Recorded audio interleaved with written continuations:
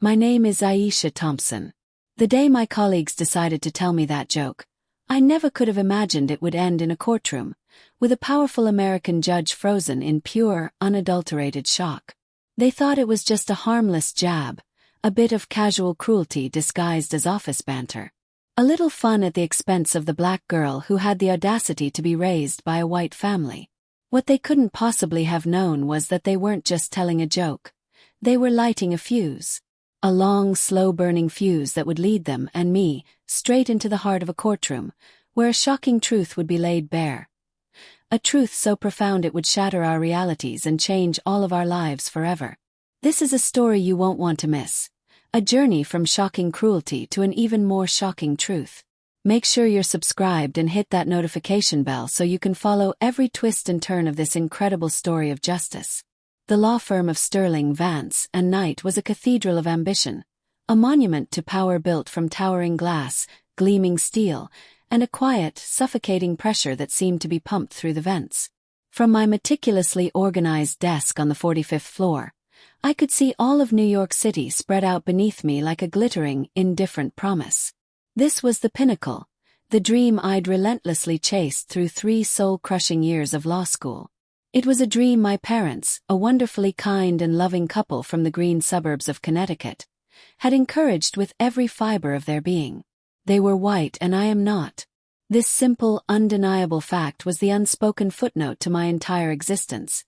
A detail that was supposed to be incidental, a footnote in the story of Aisha, but one that so often felt like the headline. My parents adopted me when I was just 6 months old, a small, nameless child given a future. They wrapped me in a world of absolute safety and opportunity. They gave me everything. A warm, stable home filled with books and laughter, a top-tier education that sharpened my mind, and a love so unconditional it sometimes felt like a tangible shield against the world's sharper edges. To them I was their daughter. Full stop. There were no qualifiers, no hesitations. But the world always saw the footnote first. It saw a black child with white parents and it whispered its own intrusive questions, its own biased narratives. I spent the first 2 decades of my life learning to navigate those whispers and stares, perfecting a polite, deflective smile that became my most essential piece of armor. At Sterling, Vance and Knight, that armor was tested daily. In a sea of legacy admissions and old money connections, I was one of just a handful of black associates, and the only one, to my knowledge, adopted into a white family. It was a fact I never advertised, but like water finding cracks, it seeped into the foundations of my professional life and became a piece of office gossip, traded over lukewarm coffee and during hushed elevator rides. My very existence became a performance of effortless belonging. To counter their curiosity, I resolved to be nothing short of perfect. I was always the most prepared person in any meeting, the one who stayed hours after everyone else had gone home, the one whose legal briefs were so meticulously crafted they were practically bulletproof. I foolishly figured that if my work was impeccable, my otherness, my footnote, would become invisible. I believed competence was a universal currency that could buy the acceptance I craved. I was so profoundly wrong. The office air, a sterile, expensive mix of industrial carpet cleaner and designer perfume, always carried an undercurrent I could never ignore. To me, it smelled of stale coffee, unspoken judgments, and the faint, acidic scent of professional jealousy. It was a smell that clung to my skin long after I'd left the building. I worked most closely with 2 senior associates, Mark and Kevin. Mark was the classic golden boy, blessed with a politician's easy smile and a family legacy in law that had paved his way since birth. Kevin was his shadow, quieter, more observant, but possessing a cruel, sharp-edged wit he cleverly disguised as playful banter. Their treatment of me was a study in careful, calculated politeness. It was a professional courtesy that never, not once, reached their eyes. I was a useful, efficient part of their team, but I was never truly one of them. I was a tool to be utilized, not a confidant to be trusted. I told myself it didn't matter. The work, the promotions, the eventual approval of the partners, that was the goal. I was so intensely focused on climbing the corporate ladder, I didn't realize they were busy sawing through the rungs right below me. It happened on a Tuesday. We were at a celebratory team lunch, the kind of loud, aggressively expensive midtown restaurant where laughter booms off marble walls and corporate credit cards are slapped down with a careless, performative bravado. A few rounds of drinks in, the professional masks began to slip, revealing the less savory faces beneath. Mark and Kevin were holding court, regaling the table with embellished stories from their fraternity days at Dartmouth, weaving a thick tapestry of shared history and inside jokes that I could never be a part of. I just sat there, nursing a glass of sparkling water, smiling at what I hoped were the right moments, playing my designated part. Then the atmosphere shifted. Kevin leaned forward, a predatory glint in his eye that made the knot of dread in my stomach tighten instantly. The table went quiet, sensing a performance was about to begin. "Hey, I've got one for Aisha," he announced, his voice carrying across the table, singling me out. It was that same sickening feeling from the elementary school playground when the circle of kids would suddenly turn to you, their faces filled with a terrible, childish curiosity, knowing you were about to become the butt of the joke. Mark chuckled, a deep, encouraging sound. "All right, lay it on us, Kev." Kevin's eyes locked onto mine, his smile a thin, sharp, merciless line. "Okay, Aisha, so since you're, adopted and black," he started, drawing out the words as if they were fascinating, exotic specimens he was examining for the first time. "What's the difference between you and a welfare check?" The air was sucked out of my lungs. The entire soundscape of the restaurant, the clinking of glasses, the distant city traffic, the murmur of other conversations, all of it faded into a dull, rushing roar in my ears. I could feel every single eye at the table on me, waiting. This was a gladiatorial arena, and I was the unwilling star. I tried to keep my polite smile plastered on my face, but I could feel the muscles in my cheeks twitching, the facade cracking under the immense pressure. Before I could even formulate a thought, a defense, anything at all, he delivered the punchline, his voice slick with self-satisfaction. "At least the check doesn't come with all that baggage." Silence. A thick, suffocating, absolute silence that lasted for 1, 2, 3 seconds. And then a beat later, laughter. It started with Mark, a loud, barking laugh that shattered the quiet. A few others at the table joined in, a nervous, uncertain tittering that betrayed their discomfort but also their unwillingness to challenge the social hierarchy. They were all looking at me, their expressions a horrible mix of pity and expectation, waiting for me to be a good sport, to laugh along at the joke that had just stripped me down to a vile, racist caricature. In one brutally efficient sentence, he'd mocked my race, my adoption, my family, my entire existence. He had dared to call the unconditional love my parents gave me baggage. My heart hammered against my ribs like a trapped bird desperately trying to escape its cage. A hot, shameful flush crept up my neck and burned my cheeks. I was suddenly flooded with a lifetime of memories, the suspicious whispers from strangers in the grocery store, the endlessly invasive, "But where are you really from?" questions, the 1,000 tiny paper cuts of casual racism I'd spent a lifetime pretending didn't hurt. And in that moment of acute humiliation, I did what I had always done. I survived. A brittle, hollow laugh escaped my lips. "Wow, Kevin," I said, my voice sounding distant and strange, as if it belonged to someone else. "You've been workshopping that one for a while, huh?" My forced compliance, my willingness to absorb the blow, broke the tension. The laughter around the table became more relaxed, more genuine. The conversation moved on. But I was gone. I sat there for the rest of the lunch like a ghost at the feast, the taste of ash and betrayal in my mouth. They had drawn a definitive line in the sand, and I was now, officially and irrevocably, on the other side. They didn't see a colleague, a lawyer, a person. They saw a punchline. And the worst part, the most soul-crushing part, was that they expected me to see it that way too. They thought it was a joke. I knew, with chilling certainty, that it was a warning. The days that followed were a masterclass in psychological warfare, executed with chilling corporate precision. On the surface, nothing had changed. Mark and Kevin greeted me with the same professional politeness each morning.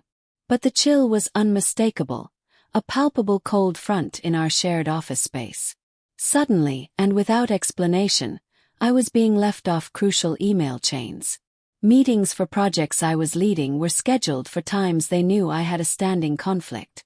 My most promising high-profile assignments were quietly reassigned to junior associates. I was being systematically, expertly sidelined. When I gathered the courage to ask Mark why I'd been removed from the Henderson account, a complex project I had poured hundreds of hours and countless late nights into, he gave me that same placid, empty smile. "We just felt it needed a fresh perspective, Aisha. Don't take it personally." But it was personal. Every bit of it. This wasn't just a hostile work environment. It was a cold, calculated campaign to professionally erase me, to push me out so quietly that no one would notice until I was gone. The joke wasn't the main event.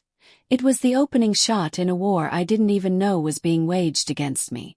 They were retaliating, punishing me for the unforgivable crime of making them feel uncomfortable for a few seconds. Every polite good morning felt like a veiled threat. Every closed-door meeting I wasn't invited to felt like another nail being hammered into my professional coffin. I documented everything. Every missed meeting invitation, every reassigned project, every condescending comment that was just ambiguous enough to be deniable.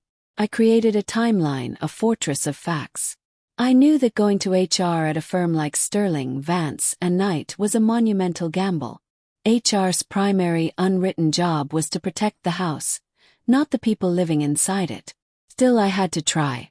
Armed with my meticulous records, I filed a formal complaint, detailing the joke at the lunch and the clear pattern of exclusionary, retaliatory behavior that followed. I presented it not as an emotional plea, but as a clear-eyed legal argument, citing workplace harassment and illegal retaliation. The firm's response was as swift as it was dismissive. Their so-called internal investigation consisted of one tense 10-minute interview with me and what I can only assume were brief, collegial chats with Mark and Kevin. The official conclusion was a masterpiece of corporate gaslighting. It was all a misunderstanding. The joke, they wrote, was an unfortunate and clumsy attempt at humor that missed the mark. My systematically dismantled workload was merely standard project-based reallocation of resources. They offered me a mandatory session on improving inter-office communication, a solution so profoundly insulting it was almost comical. The message was crystal clear. Sit down, be quiet, and be grateful you still have a job at all. I stood at a terrifying crossroads. I could swallow the humiliation, bury my career ambitions, and quietly start looking for a new job, knowing my reputation might be tainted. Or I could fight. The thought alone was paralyzing. I would be taking on a legal behemoth with a bottomless war chest and a fearsome reputation for crushing anyone who dared to challenge them. I'd be blacklisted. My career, the one I had sacrificed so much for, would be over before it had ever truly begun. What would you do in this situation? This is the moment where everything could change. If you believe in fighting for what's right, show your support by hitting that like button and sharing this video. Let us know in the comments if you think she should fight back. Your engagement helps these important stories reach a wider audience, and you won't want to miss the shocking courtroom climax. That night I called my parents. The dam of composure I had so carefully maintained for weeks finally burst, and through ragged sobs, I told them everything. The joke, the isolation, the HR dismissal, the fear. My father, a man of quiet, unshakable strength, listened patiently without interruption. When I finally finished, my voice hoarse and spent, he said something that instantly solidified my resolve. "Aisha," he said, his voice firm and clear as a bell, "we did not raise you to absorb the world's ugliness and call it peace. We raised you to stand up for what is right, especially when it's hard. Your mother and I are with you, no matter what this takes." His words were the steel I desperately needed for my spine. The fear didn't vanish, but for the first time, it was overshadowed by determination. The very next day, I hired a lawyer and filed a lawsuit against Sterling, Vance, and Knight, and against Mark and Kevin individually, for discrimination, retaliation, and creating a hostile work environment. It was a declaration of war. What I didn't know was that the battlefield would lead me to a truth far more painful, and far more profound, than a racist joke. The legal process is a slow, grinding machine designed to wear you down, to exhaust you emotionally and financially until you give up. For over a year, we were buried in a relentless avalanche of discovery, depositions, and motions. The firm's lawyers were sharks, circling constantly. They picked apart every performance review I'd ever had, trying to twist any constructive feedback into a narrative of incompetence, painting me as a disgruntled, underperforming employee. They dug into my personal life with invasive zeal, subtly implying that my unusual upbringing made me overly sensitive and prone to misinterpretation. My deposition was 14 hours of pure, distilled torment, spread over 2 days. They made me repeat Kevin's joke over and over and over again, asking me to explain in granular detail exactly why I found it offensive, as if my humanity were a complex legal theory that needed to be proven and footnoted. But I held on. My lawyer, Maria Flores, was a brilliant and tenacious fighter who saw the truth of the case. She knew our position was strong. The pattern of retaliation was too clear to ignore, and crucially, under a recent update to New York law, the bar for a hostile work environment had been lowered. The conduct no longer had to be proven as severe or pervasive. Any action that went beyond a petty slight or trivial inconvenience could now be grounds for a claim. Still, we were the clear underdog, a small boat facing a battleship. Finally, after months of skirmishes, the trial date arrived. Walking into the New York Supreme Court, I felt a dizzying mix of raw terror and steely determination. The courtroom itself was intimidating, all dark wood and soaring ceilings, deliberately designed to make you feel small and insignificant. On the bench sat Judge Lawrence Albright. He was in his late 60s, with a formidable mane of silver hair and a stern, impassive face that seemed carved from granite. He had a legendary reputation for being tough, meticulously fair, and completely by the book, exactly the kind of predictable, unemotional judge the firm's high-priced lawyers wanted. The first few days of the trial were a blur of legal maneuvering. The firm's lawyers were slick and polished, painting Mark and Kevin as dedicated mentors who had made one clumsy, regrettable joke. They presented my documented isolation as a fiction I had created in my own mind, a paranoid fantasy. They were good, frighteningly good. As they spoke, I could feel the jury's sympathy, which I thought I had, beginning to waver and slip away. Then it was my turn to take the stand. Maria calmly and methodically walked me through the events, from the atmosphere at the firm before the incident, to the lunch, to the systematic campaign that pushed me out. Then came the cross-examination. The firm's lead counsel, a man named Donovan, approached the stand with a predatory smile. His strategy was immediately, painfully obvious. Provoke me, needle me, and make me seem like an angry, unreasonable, and overly emotional woman. "Miss Thompson," he began, his voice dripping with a condescending, syrupy sweetness.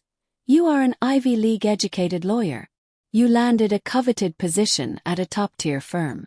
A remarkably successful woman by any measure.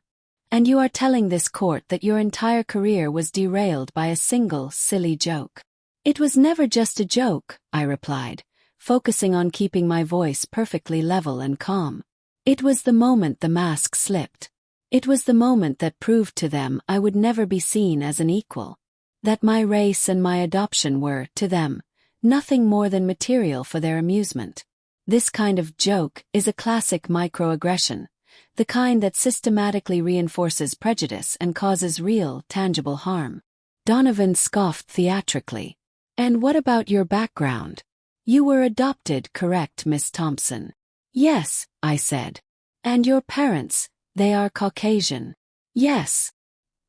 He paused, letting that fact hang in the air for the jury to chew on. Then he turned to his paralegal with a dramatic flair. "Your Honor, we would like to present Exhibit D to the court."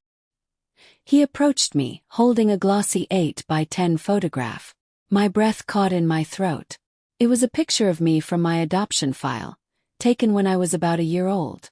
I was a chubby baby with big, curious eyes, clutching a small, familiar silver locket that hung around my neck. I'd seen it 100 times. A framed copy of it sat on my mom's nightstand. "Is this you, Miss Thompson?" he asked. "Yes," I whispered, my throat suddenly tight. Where could he possibly be going with this? A beautiful baby, he said, turning to show the jury with a patronizing smile. A baby given a chance at a wonderful life by a kind, generous family. A life that led directly to a six-figure job at a prestigious law firm. And you want this jury to believe that you are a victim, that you are oppressed, because of a joke. The humiliation was a physical blow. It felt like he had slapped me. He was using my family's profound love as a weapon against me, twisting my good fortune into a story of ingratitude, painting me as an ungrateful, privileged child who didn't know how good she had it. Tears welled in my eyes, hot and stinging, and I fought with every ounce of my being to keep them from falling. This is what he wanted. He wanted me to break. I took a deep, shaky breath, ready to fight back, to defend my family, my life, my pain. But before a single word could escape my lips, a strange sound came from the judge's bench. It was a sharp, strangled gasp of air. Every eye in the room, including mine, immediately swiveled towards Judge Albright. He was staring, transfixed, at the enlarged photo on the courtroom's big-screen monitor. His famously impassive mask was gone, shattered. His face was ashen white, drained of all color. His knuckles were bone-white where he gripped the edge of the bench. His mouth was slightly agape. He was frozen. Utterly, completely frozen, in a state of stunned, silent shock. The courtroom fell deathly quiet. Donovan stood awkwardly in the middle of the floor. His predatory strategy completely derailed. My lawyer, Maria, was already on her feet, a look of deep concern on her face. "Your Honor." Donovan ventured into the silence. "Are you all right?" Judge Albright didn't answer. He didn't seem to hear. His eyes were locked on the image, but he wasn't looking at the baby's face.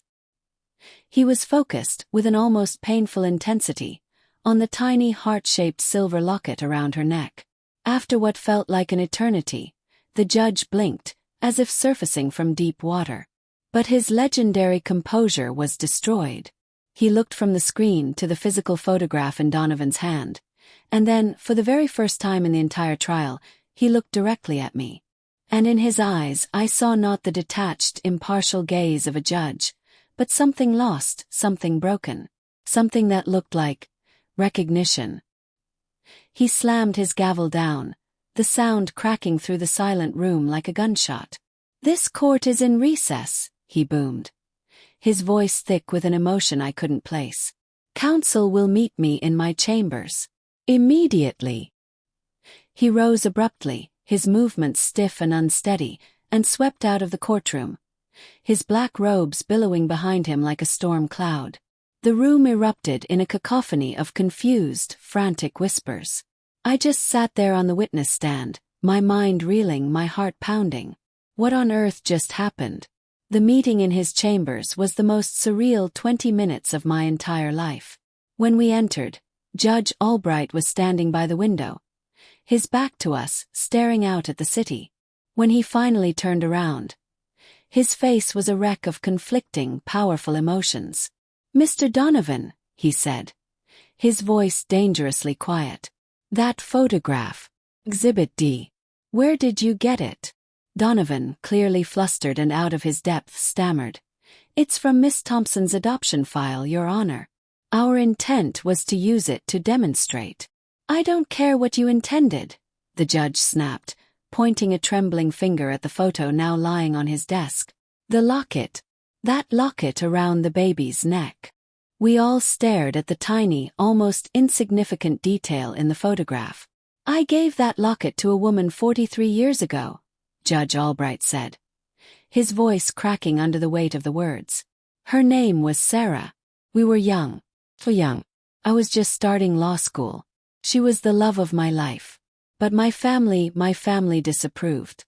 She was black and I was white, and in their world, that was an insurmountable obstacle. The air in the room grew thin, electric. My heart didn't just stop. It felt like it had been removed from my chest. "I was a coward," he continued, his eyes flooding with a lifetime of unspoken regret. "I let them pressure me. I let her go. She told me she was leaving town, starting over. A few months later, I heard through a mutual friend that she had been pregnant, and that she had given the baby up for adoption. A baby girl. He looked up from the photograph, and his gaze, filled with impossible hope and unbearable pain, locked directly onto me. I tried to find her, he whispered. Both of them. For years. For decades. But the adoption was sealed.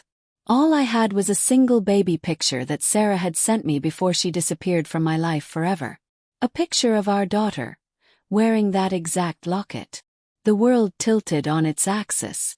The whispers, the questions, the constant nagging feeling of being a footnote, it all came crashing down around me. My life wasn't a random series of fortunate events. It was a story, and the first chapter had been ripped out before I could ever read it. I was that baby. Judge Lawrence Albright, the stern, formidable arbiter of my fate, was my biological father. My eyes darted across the room to Kevin. He was staring at the floor, his face pale and beaded with sweat. He wouldn't look at me. He wouldn't look at the judge. He looked like a man about to be sick. "Kevin," I said, my voice barely a whisper, the pieces clicking together with horrifying clarity. "You knew." He flinched as if I'd struck him. "You clerked for Judge Albright 2 years ago, didn't you?" I pressed, the realization hitting me with the force of a physical blow. He must have told you his story. His secret. His continued, guilty silence was a confession. A joke. The welfare check. The baggage. It wasn't random cruelty. It was targeted. It was monstrous. He had taken the judge's most profound secret pain and had twisted it into a shameful racist joke to humiliate me, the judge's unknown daughter, standing right there in front of him. It was a level of calculated malice so profound it was almost unthinkable. Judge Albright looked at Kevin, and the deep regret in his eyes hardened into a glacier of cold, righteous fury. "This case is over," he said quietly, his voice resonating with absolute finality. "I am recusing myself, effective immediately. And Mr. Donovan," he added, his gaze like chips of ice, "I suspect you and your clients have a great deal to discuss. Get out of my chambers. All of you. Except for Miss Thompson. She and I have 43 years to talk about." The case didn't just end. It imploded. With the judge's recusal and the sickening revelation of Kevin's targeted, malicious harassment, the firm's entire defense crumbled into dust. It was a public relations nightmare of epic proportions, a scandal they couldn't possibly bury.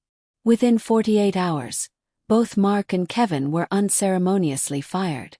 The firm's partners, desperate to avoid further public scrutiny, offered me a life-changing settlement, an amount that was less about calculating damages and more a desperate, frantic plea for my silence. Accepted. Not for the money but for the closure it represented. But the real resolution, the one that truly mattered, happened in a quiet, unassuming diner 2 days later. I sat across a small booth from Lawrence Albright, a man who was both a complete stranger and the other half of my DNA. We talked for hours, the conversation awkward and painful at first, then slowly, miraculously, easing into something else. He told me about my biological mother, Sarah, their passionate, star-crossed love, and his own youthful weakness that he had regretted for a lifetime. He wept with the weight of 4 decades of shame. And I told him about my parents, the wonderful, loving people who raised me, my life, my dreams, my struggles, and the constant, quiet search for a piece of myself I never knew was missing. There was no magical, instantaneous reconciliation. There was too much time, too much pain, too many lost years for that. But there was a beginning.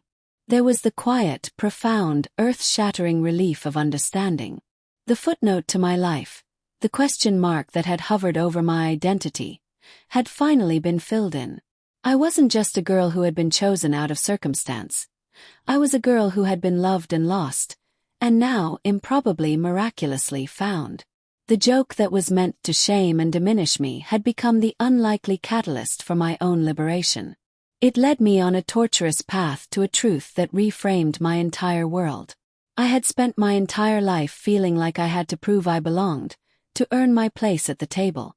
But sitting there across from my father, I realized my identity was not something for others to define, question, or approve of. It was mine. It was a complex, beautiful, and sometimes painful tapestry woven from two families, two races, and two very different but equally powerful kinds of love. They tried to make me small. They tried to reduce me to a punchline. But their cruelty backfired spectacularly. It led me directly to the missing piece of my own story. And in doing so, it gave me a power and a sense of self they never could have imagined. My name is Aisha Thompson, and my story isn't about the joke they told. It's about what came after. It's a story of justice, not just the kind that happens in a courtroom, but the kind that settles in the soul.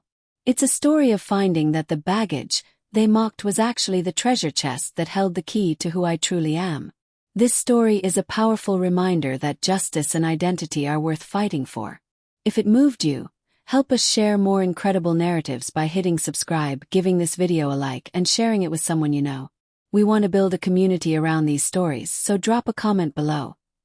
What does true justice mean to you? Thank you for being part of the conversation.